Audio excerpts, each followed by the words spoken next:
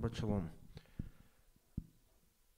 Nedēļas sākumā, pareizāk sakot, svētdienā vai pirmdienā mēs izvēlamies ar mācītāju tēmu, un tad mēs katrs gatavojam, un reizēm es tā klausos, un sanāk, ļoti līdzīgs vienkārši materiāls, tā kā jūs kaut ko jau būsiet šodien dzirdējuši, ja, tad tas iznāks tā bišķiņ tā kā atkārtošanās, ja. Ceturtdienas vakaru saņēmu tādu labu noskaņojumu, ja var to saukt arī par labu garu, kad man tā viegli vedās, un man 4 lapas es uzrakstīju, tā sakot, bez īpašas apstājas. Tēma ir, varētu nosaukt tā, kāpēc cilvēkam vajadzīgs Dievs, bet jeb Dieva vārds. Ja. Un tagad man piedāvā jums savu materiāliņu. Ļoti vispārīgi būs. Neminēšu konkrētus citātus, kaut gan viss, protams, ir balstīts uz rakstiem. Es tā centos vismaz. Tātad Dievs radīja cilvēku pēc savas līdzības un ielika par saimnieku zemes virsū.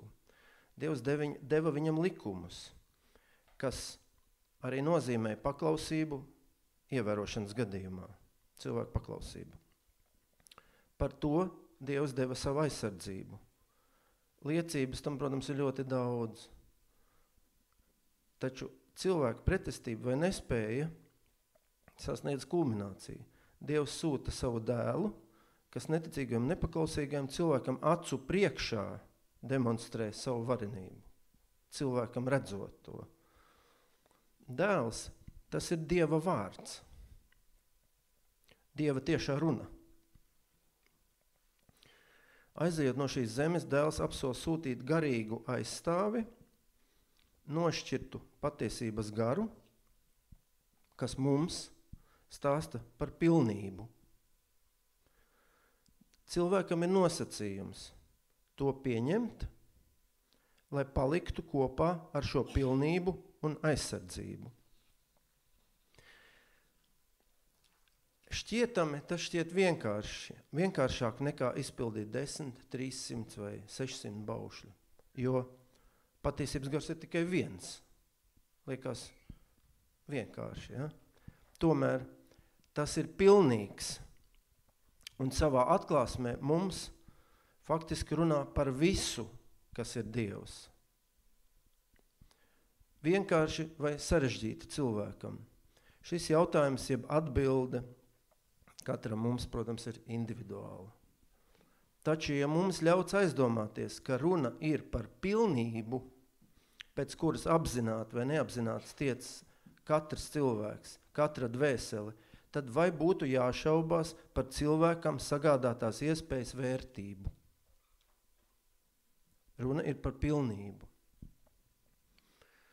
Es te iesākot runāt, mazliet minēju kādas attiecības starp Dievu un viņa pirmtautu. Notiek dialogs.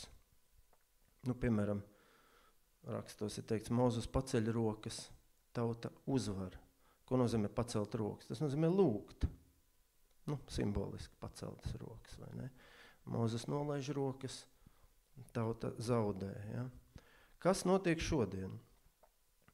Ir bijis traģisks, taču paredzēts un izšķiroši, pirms 2000 gadiem upuris, ja, izšķiroši upuris, ir rakstos atklāts un saglabāts mums nodots Dieva vārds. Dieva balss, jeb starpnieks, runā ar cilvēku, kā toreiz Mozus laikā, tā šodien. Nošķirts patiesības gars mūs pastāvīgi aicina turēties pie tā, kas pieder Dievam un ir apsolīts cilvēkam. Mūsu uzdevums ir to apjēgt, ticēt, ielaist sirdī, dvēselē, dzīvot ar to, sludināt vārdos, darbos, domās, iepazīt Dievu caur viņa dēlu. Tas ir caur vārdu, uz ko mūs aicina pār cilvēci labestīgi valdošais patiesības gars. Šeit atkal es gribu pasvītrot dialogu. Ja tas, ko mēs saprotam ar derību, zināmā mērā nozīmē dialogu, tad nevajag domāt, ka augstākais radītājs neuzņemtos savu daļu šajā dialogā. Tieši viņš ir tas, kas nepieviļ. jo mēs taču gribam, lai mūs nepieviļ. Pieņemot viņa noteikumus, mēs saņemam pilnu aizsardzību un debesis jau šeit zemes virsū. Ja tevī atveras patiesības gars un ko tu pieņem, tad tu vari runāt un iepazīt savu radītāju. Dievs ir gars. Kur gars kļūst par Dievu tev, tur ir tava brīvība.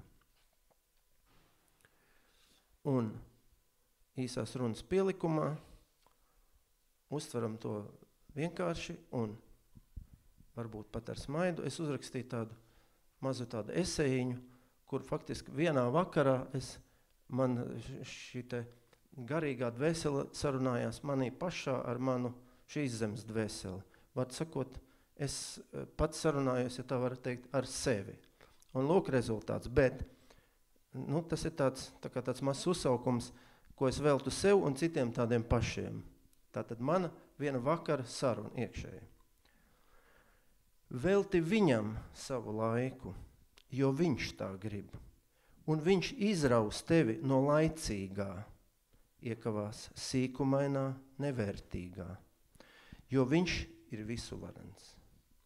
Iedomājies, tu kļūsi mūžīgāks, iekavās tātad neredzamāks. Tevi nepamanīs ienaidnieks, bet tevi ieraudzīs Dievs. Tā jau ir aizsardzība. Tavs vaigs spīdēs, jo tevi būs apgaismojis Dievs. Tu, protams, klupsi un pretosies, jo tu taču esi pieradis tā un šitā. Bet tavs radītājs tevī garlaikosies, jo tu atkal paliki sīks. Viņš taču tevi radīja sev līdzīgu. Viņš gribēja, lai tu būtu laimīgs. Viņš uzreiz tevi ievietoja paradīzē. Bet ko tu?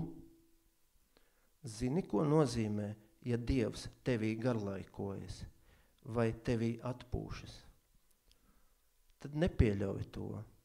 Uzrunā viņu, atdzīvini tādā veidā savu dvēseli, aizej no sīkā ikdienišķā, velti laiku, domas visaugstākajam.